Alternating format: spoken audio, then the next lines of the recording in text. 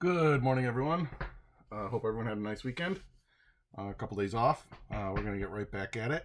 We're going to start acids and bases today. and I have a couple demos and things to show you today. But I want to kind of start with this big misconception that a lot of people have, and I think it comes from the movies, really. So, this is 6 molar hydrochloric acid, so it's a strong acid. Now, in the movies, if I was to spill this, all right, or put something into it, what would happen? Well, it would react with everything, and if I spilled it on the floor, it would eat through the floor and it would be dripping on the people below us. All right, so there's this misconception that acids react with everything, and they really don't. All right, so just for an example, so this is just a piece of wood I had. All right, so if I put this in here, does acid react with wood to produce anything? Well, if you put it in there and we look at it, nothing's really happening. All right, so acids really don't react with everything. Now, there are certain things that acids definitely do react with. All right, so like if I was to get this in my eye, it would react with the proteins in my eye and I wouldn't be able to see. Right, so acids do react with some things but not with others, and we'll talk more about that as we go. Okay, so what are acids and bases? Well, we're going to start with a man named Savant Arrhenius and his theory of acids and bases. So we're going to start with what's called the Arrhenius theory.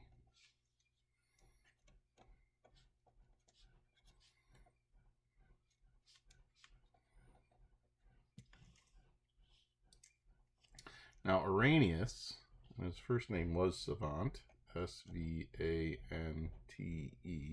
Not that you need to know that. But in his theory, he said, look, this is what an acid is. An acid is any substance that produces H plus or H3O plus ions in aqueous solutions. Okay. An acid produces H plus or H3O plus in aqueous solutions. Now, for our purposes, these two things are interchangeable. They're the same thing. If I say H plus, okay, I'm talking about a proton, all right, and I'm talking about an acid. If I say H3O plus, this is a hydronium ion, okay, and I'm going to show you why really it's the same thing. So now, if I take HCl, which is what I just had, solid, and I put it in water, okay, this breaks up, and it breaks into H plus aqueous ions and Cl minus aqueous ions. So when we put it in solution, it produced an H plus. Now remember, an H plus is really just a proton. So acids are producing protons. Now there's another way we can actually look at this. Excuse me. I could write it this way. If I take HCl solid and I put it in water, this pen is dying.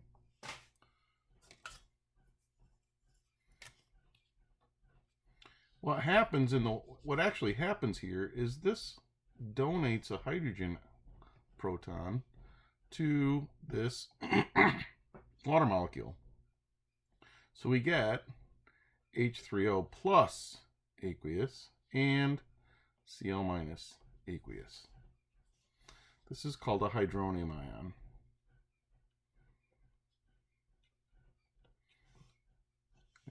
It's a hydronium ion. It tells us that it's an acid. Okay, so For our cases, if I'm talking about H+, I'm talking about a hydronium ion. Or if I'm talking about a hydronium ion, I'm really talking about H+. Okay. So this is how Arrhenius defines an acid. It produces H+. Okay. It produces protons. Well, how does he define a base?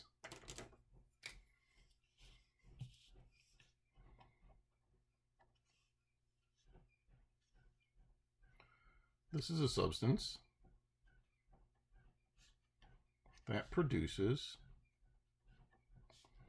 OH minus or hydroxide ions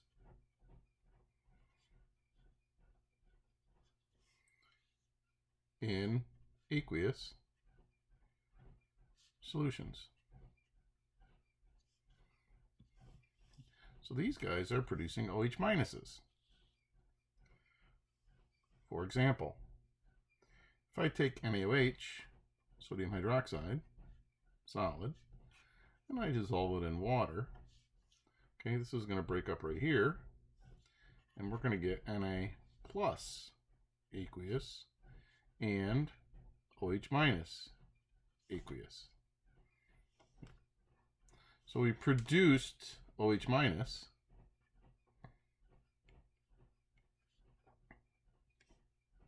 which means this is a base. This is a base. So this is how we're going to start by defining acids and bases. Acids produce H pluses in solution. Bases produce OH minuses in solutions. All right, so that's the basis of acids and bases. Now let's run through some properties of acids and bases. Ooh, having trouble here.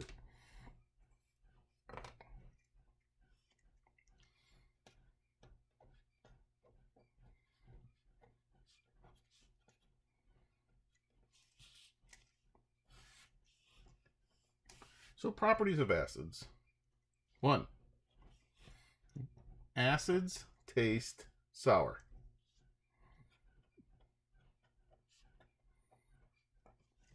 Now, I'm not going to go taste the hydrochloric acid.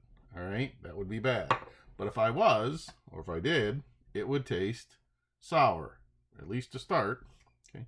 Now, can we eat acids? Do we eat acids? Well, if you think about it, we do. How many of you eat any type of citrus fruit, like oranges or pineapples or limes or any of those? Okay, those all have citric acid in them. Okay, and those fruits are all a little bit sour. 2. These are electrolytes. We've talked about this. An electrolyte means it will conduct electricity.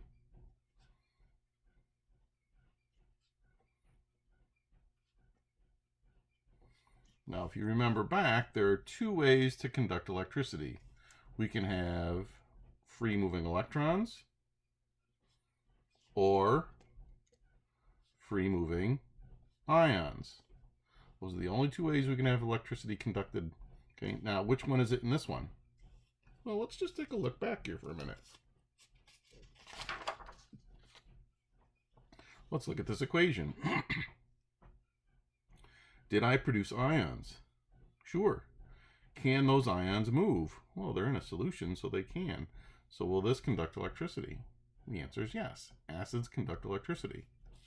Well, what about this one? Did I produce ions? Yes. Okay. They're in solution, so they can move. So bases can also conduct electricity. All right, so acids are electrolytes. They will react with bases to form salt and water. Okay, and that's called neutralization, and we'll talk more about that.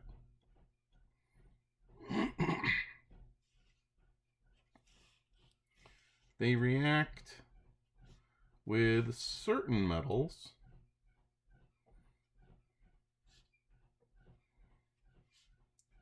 to produce hydrogen gas. Okay, and we'll talk more about that one. And they cause indicators to change color. And you guys have worked with pH paper and litmus paper already, so you've already seen some indicators. All right, so our acids will cause these indicators to change color, and we'll talk more about those also. All right, so let's talk about some properties of bases.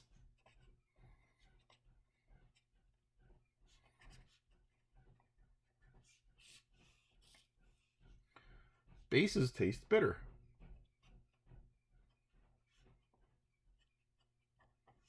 Okay, bases are bitter.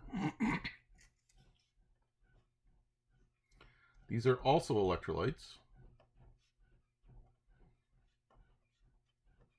So they will also conduct electricity, and we just saw why. Actually, bases have a slippery, soapy feeling.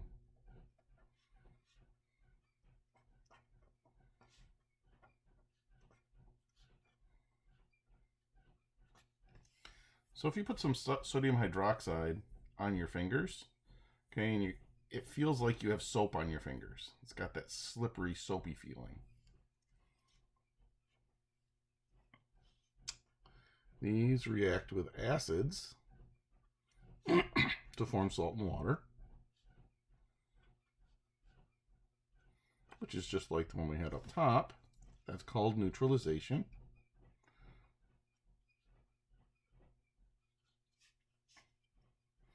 And the fifth one will cause indicators to change color. So we have 5 properties of acids that you need to know and 5 properties of bases that you need to know. Now, what I want to do real quick now is just a quick review on how to name your acids. We've already done this, right? We've already done it, but I want to quick run through it again just to make sure you remember.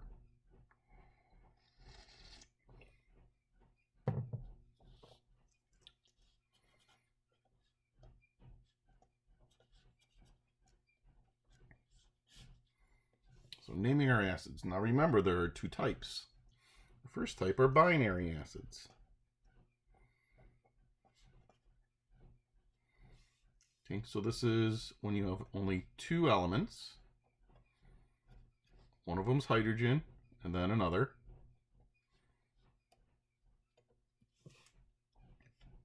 So to name our binaries, we add the prefix hydro,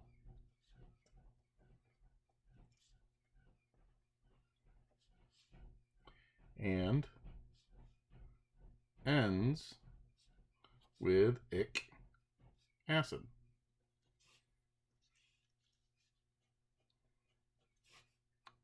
So HCl. It's binary because there's only 2 elements, so that means we automatically put hydro on it. So this would be hydrochloric acid. Well, how would I go the other way? What if I had hydrobromic acid? Well, hydro tells me that it's binary, so I have hydrogen that I have to crisscross with. Bromic is bromine. And that would be HBr. Right, so that's our binaries. Our other type were the acids of our polyatomics.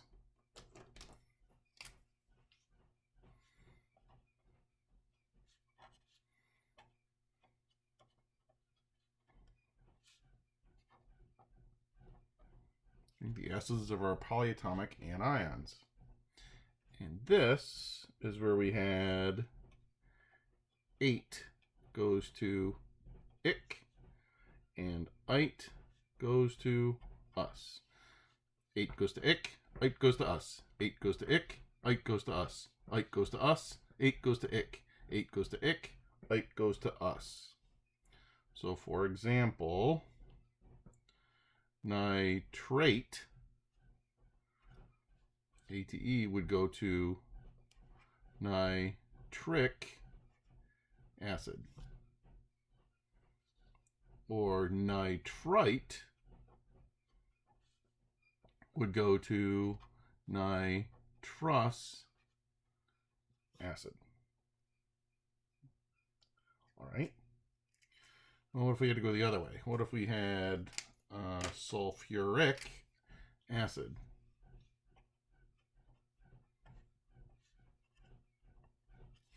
Well, there's no hydro, so it's not binary.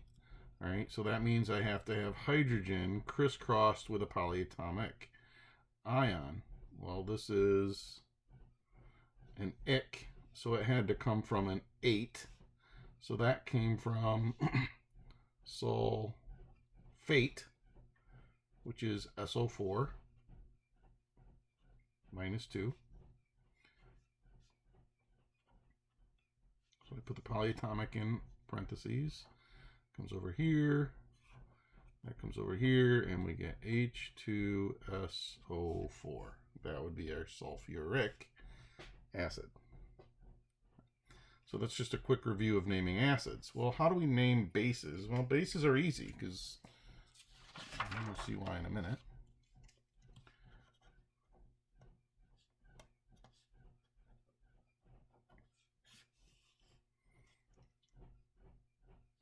So if we name a base, these are just ionic compounds.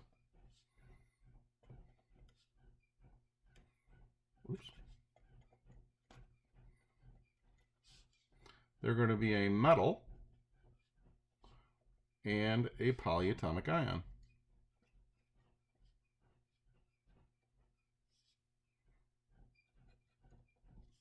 They're going to be a metal and a polyatomic ion, and the polyatomic ion is hydroxide. So that's a base.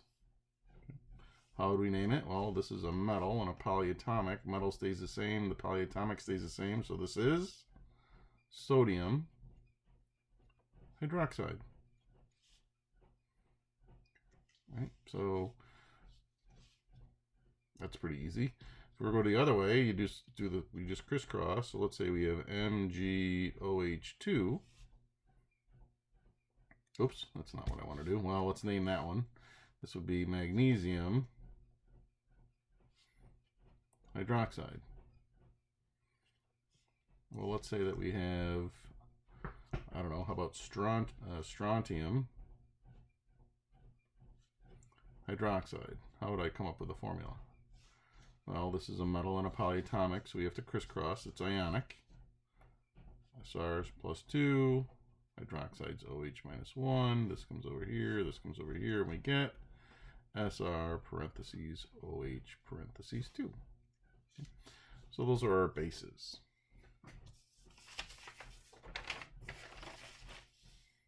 All right.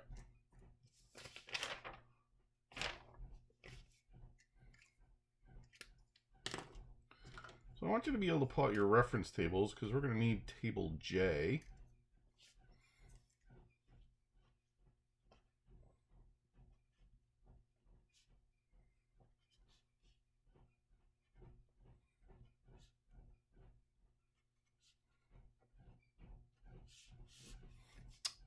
We're going to talk about reactions of acids with metals. And we're going to start by looking at table J. So hopefully you have your table J because I want you to do something for me. Here it is.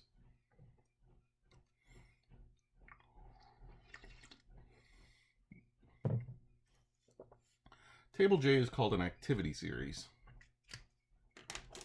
Okay. And this is these are a list of metals on this side and a few nonmetals on this side. These are the most active metals on the top and the least active metals on the bottom. Okay. And over here, this is the most active nonmetal to the least active nonmetals. All right. So now, what I want you to do is I want you to look down here and I want you to find hydrogen and I want you to just quick highlight it. Okay. On your reference tables, highlight hydrogen.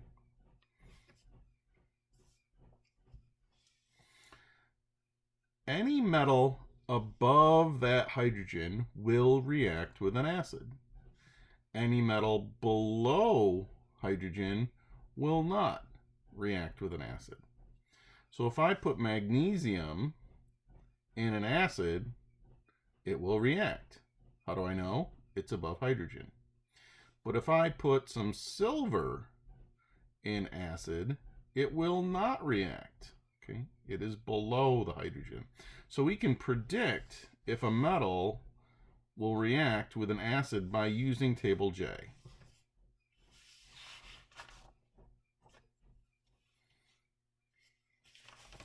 So any metal above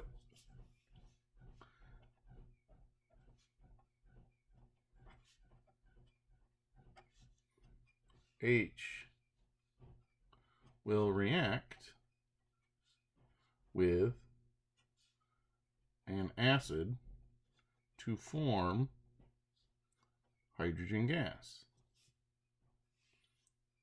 Any metal below hydrogen will not react with an acid. So let's look at a couple things. So here's my hydrochloric, and I have some zinc. Will zinc react with hydrochloric acid? Well, if we come here over to table J, let's find zinc. Zinc, zinc, zinc. Here it is. Zinc is above hydrogen, so it should react with an acid to produce hydrogen gas. Well, let's drop our zinc in, see what happens. Bubbling away, bubbling away, bubbling away, bubbling away, bubbling away, bubbling away. All right, so what is that? What are those bubbles? Well, we could collect it, and remember, we could test it. What would that gas do? Well, if we put a flame to it, it would pop. All right, so this is hydrogen gas. Let's go ahead and write the equation. So we took zinc, and we're reacting it with HCl. Hopefully you recognize that as a single replacement reaction. Right, the zinc is going to replace the hydrogen, so the hydrogen gets kicked off. Remember, it's diatomic. We know that it's a gas. How do we put zinc and chlorine together? Well, we're going to crisscross. Zn is plus 2. Cl is minus 1. This comes over here, this comes over here, and we get Zn Cl2. And then we got to balance. We'll put a 2 there. All right, so that's the reaction that's happening in here. Right now, if you look close, you can start to see some black particles in there floating around. Those black particles are the zinc chloride. Okay. All right. And we'll let that run.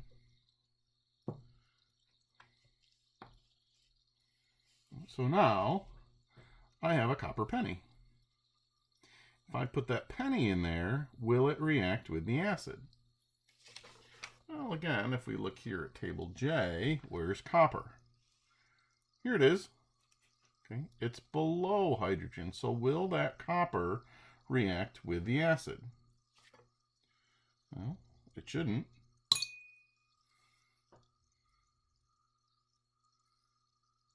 I don't see anything happening. Okay, it's one of the reasons we use copper to make our money. Okay, because it is very non-reactive.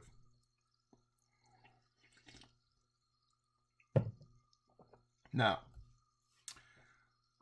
in our newer pennies, are they all copper? And the answer is no. Okay, in old pennies used to be all copper. All right, but newer pennies after 1984, the inside is made of zinc. And I found a new penny. Okay, and I want you to look close. I don't know if you can see it up there. But what I've done is I've drilled some, not all the way through, but I drilled some holes into that penny. Don't tell anybody because I'm destroying money here, but all right, so I drilled some holes into this penny. So in this penny, this is a 2009, the outside is copper, but the inside is zinc. All right, so what's going to happen when I put this one in my hydrochloric acid?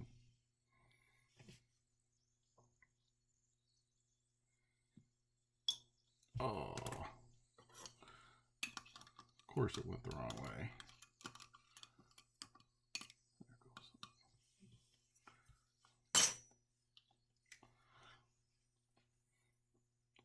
So now, the acid doesn't react with the copper, but if you looked where I drilled the holes, you can see that it's producing hydrogen gas. Why is it producing hydrogen gas?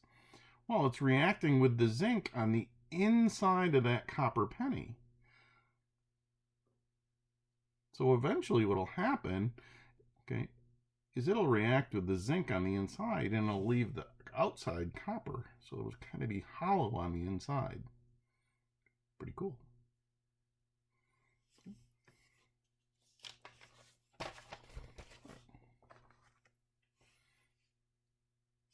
So let's just kind of put this right here and we'll let that go.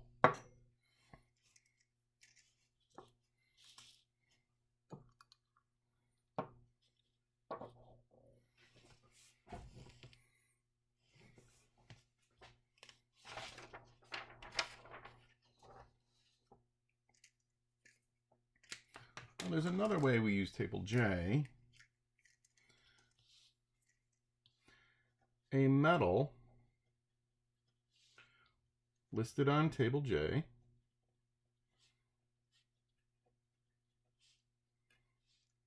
will react with a metal compound listed below it.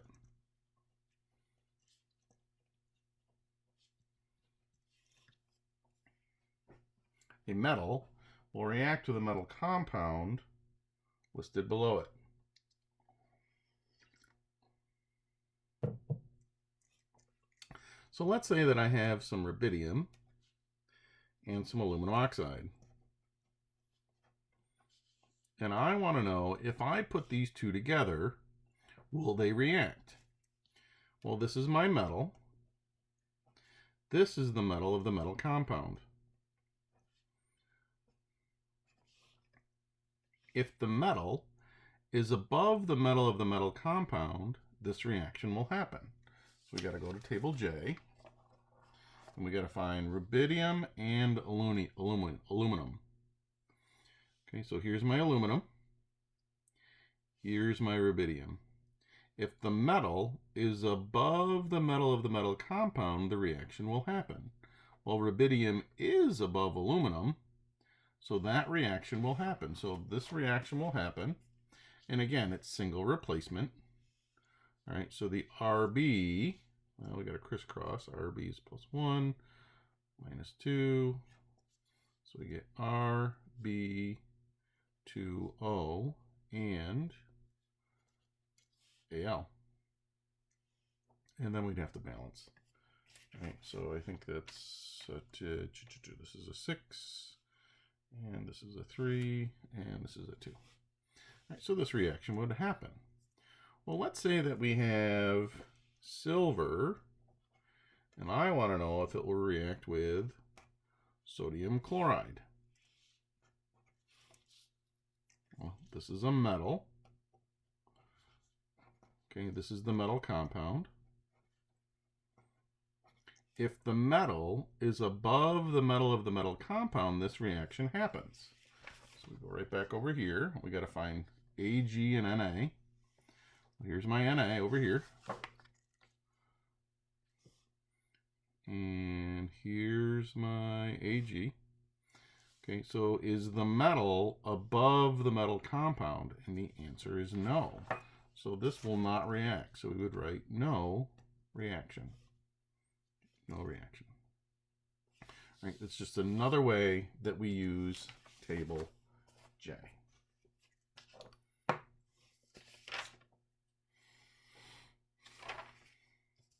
All right. The last reaction that we're going to talk about today are called neutralization reactions. I've already mentioned them in the properties of acids and bases.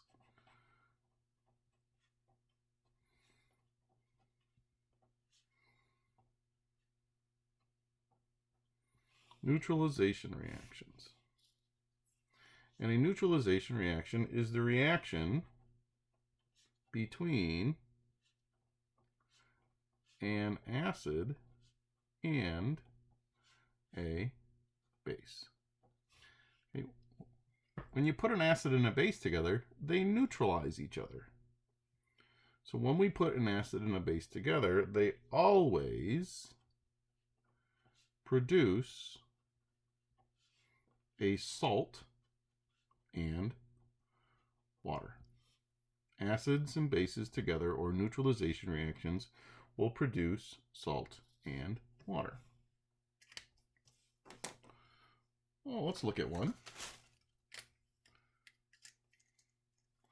Let's say we have hydrochloric acid, HCl, and we react it with sodium hydroxide, NaOH. I bet you can already write that reaction. Okay, what type of reaction is this going to be? Correct, it's double replacement. Okay, this is a double replacement reaction. So the positive of the first is going to crisscross with this negative of the second, and the positive of the second is going to react with the negative of the first. So this is my acid, and this is my base. So now we're going to crisscross H plus with OH minus. So this is going to come over here, this is going to come over here, and we get HOH. What's HOH? It is water. Now we're going to crisscross Na and Cl.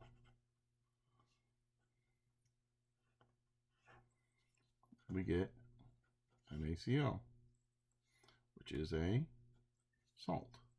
So we've started with hydrochloric acid, which is a nasty, nasty acid. Okay, it'll burn you like crazy. Sodium hydroxide is a nasty, nasty base. This will kill you just as fast as that will. All right, so we've mixed them together. They've neutralized, and what do we have left over? Well, we have salt water. That's it. Now, I tell this story every year to my kids, and it's kind of hard to tell it to you here because I can't show you, but when I was in college, I had this crazy chem professor. Okay, he was pretty cool, and we were in acids and bases, and what he did is he had two beakers up front. All right, let's say we had two beakers, and in this one he put 30 milliliters of hydrochloric acid, and in this one he put 30 milliliters of sodium hydroxide. Now, if you drink the hydrochloric acid, what happens? You die. You drink the sodium hydroxide, what happens? You die. You know what he did? He took the two beakers. He went burp, burp, swirled them together, and then he drank them. And we were all sitting there going, oh, he's going to die, he's going to die. But did he die? And the answer is no. Why? Well, what did he really drink? He just drank salt water. Okay, so he had taken the acid and base, mixed them together, they had neutralized, all right, and he had just drank the salt water. Okay. Anyways, pretty fun story. That was a crazy, crazy thing. Okay, now, let's go ahead and write some other neutralization reactions. So let's write this equation. Write the equation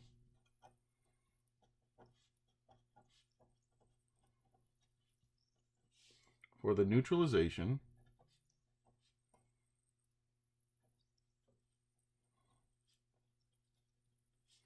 of chlorous acid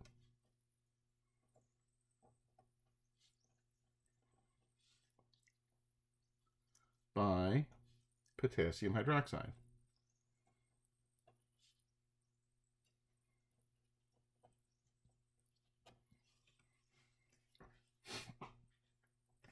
Okay, so this is my acid.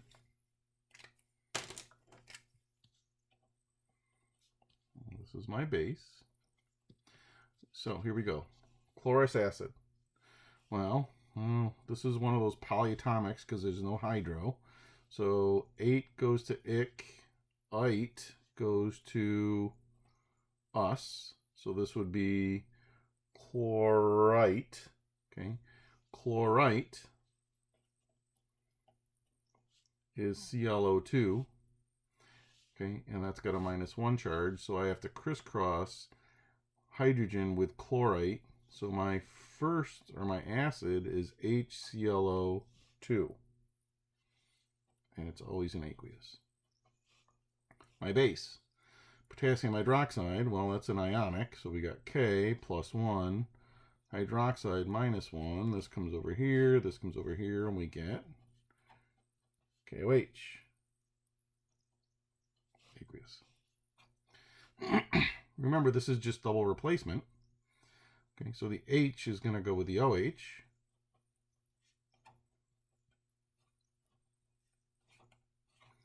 There's my water. And then I have to put K with ClO2.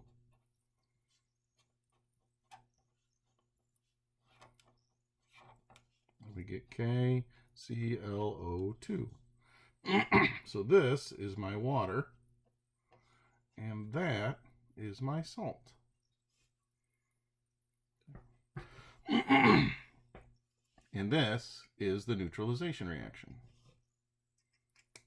Now, I want to focus on this for just a second. Where did this, in the salt, where did the K come from? The positive ion always comes from the base. The positive ion, or the cation of the salt, always comes from the base.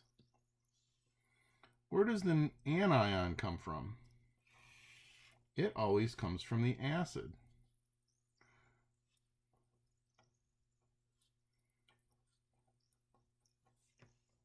So if I know the salt that's produced, I can actually come up with the original acid and base that it came from.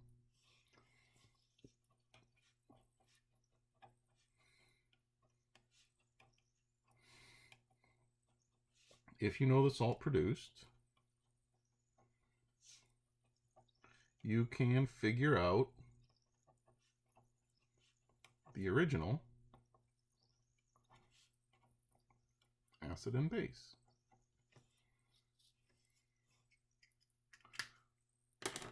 So let's try that.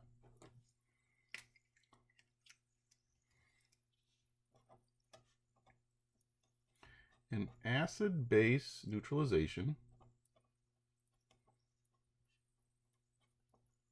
produces calcium nitrate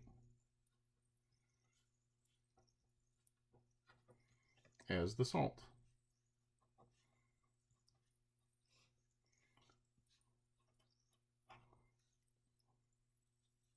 What were the original?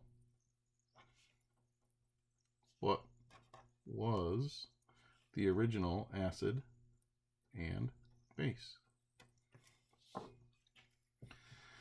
All right, calcium nitrate. Well, calcium nitrate is Ca, which is +2. Nitrate is NO3, which is -1. This comes over here. This comes over here. So calcium nitrate is CaNO3 2. So now, here's my cation. Where did we say the cation came from? It came from the base. This is my anion. It always comes from the acid. All right, so now I have to make Ca a base. So to make it base, what do I have to crisscross it with? OH minus.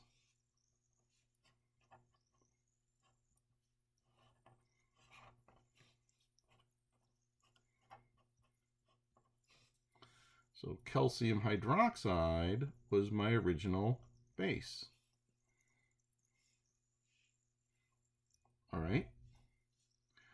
How do I make NO3 -1 an acid? You have to crisscross it with hydrogen.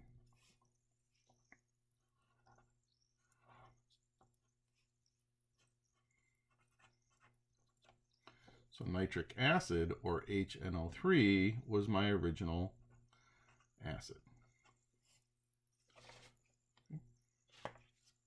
All right. So this is a good start with acids and bases, okay, and it gave you some reactions to work with and some things like that. Let's bring this back in, right, just so you can still see, right? So the copper penny over here is still not reacting, and this one's still reacting. So I'm going to just let this go, and I'll show you tomorrow what it looks like if I remember. Okay. And take a look at this one real quick.